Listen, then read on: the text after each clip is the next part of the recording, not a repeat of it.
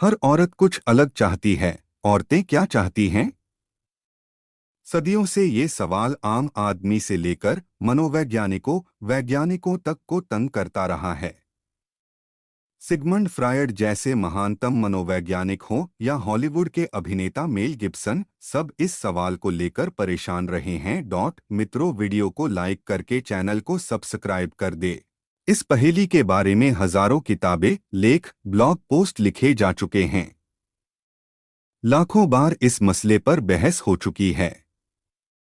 मर्द ही क्यों, खुद महिलाएं भी इस मसले पर अक्सर चर्चा करती पाई जाती हैं। मगर इस पर लंबी चौड़ी चर्चाओं, हजारों किताबों, बरसों की रिसर्च के बावजूद औरतों की ख्वाहिश की कोई एक परिभाषा, कोई एक दायरा तय नहीं हो पाया है। और न ही ये तय हो पाया है कि आखिर उनके अंदर ख्वाहिश जागती कैसे है, उन्हें किस तरह से संतुष्ट किया जा सकता है। हालांकि बरसों की मेहनत बर्बाद हुई हो, ऐसा भी नहीं है। आज हम काफी हद तक महिलाओं की सेक्स संबंधी ख्वाहिशों को समझ सकते हैं। महिलाओं की कामेच्छा के बारे में पहले के बंधे बंधाए ख्यालों के दायरे से बाहर आ रहे हैं। पहले कहा जाता था कि महिलाओं की चाहत कभी पूरी नहीं की जा सकती, वो सेक्स की भूखी हैं, उनमें जबरदस्त काम वासना है। लेकिन अब वैज्ञानिक मानने लगे हैं कि औरतों की सेक्स की चाहत को किसी एक परिभाषा के दायरे में नहीं समेटा जा सकता। ये अलग अलग औरतों में अलग अलग होती है। और कई बार तो एक ही स्त्री के अंदर सेक्स की ख्वाहिश के अलग दौर पाए जाते हैं। अमेरिका की रटगर्स यूनिवर्सिटी की प्रोफेसर बेवरली व्हिपल कहती हैं, हर औरत कुछ अलग चाहती है।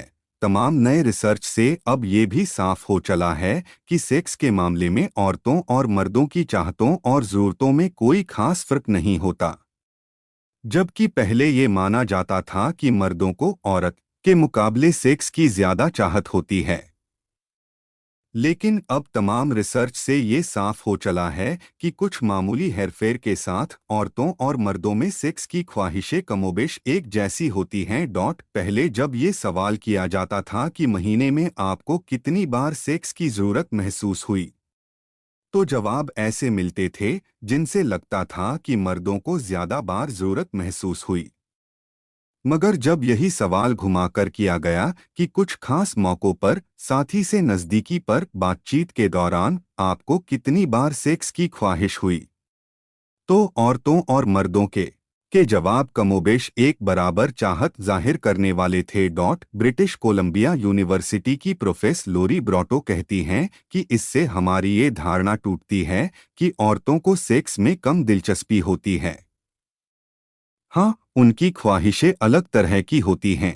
एक और बात जो अब बेहतर ढंग से समझी जा रही है, वो ये कि औरतों के अंदर सेक्स की चाहत उनके मासिक धर्म के हिसाब से बढ़ती घटती रहती है। मासिक धर्म शुरू होने से कुछ पहले उन्हें सेक्स की ज्यादा जरूरत महसूस होती है।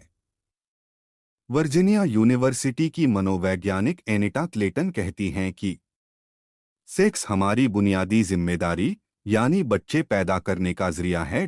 इसीलिए जब महिलाओं के अंदर अंडाणु बनने लगते हैं तो उन्हें सेक्स की ज्यादा जरूरत महसूस होती है।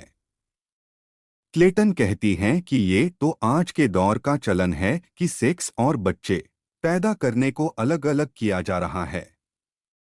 कुदरती तौर पर तो दोनों एक ही हैं। पहले डॉक्टर ये भी मानते थे कि मर्दों का हार्मोन टेस्टोस्टेरॉन महिलाओं में यौनेच्छा जगाता है।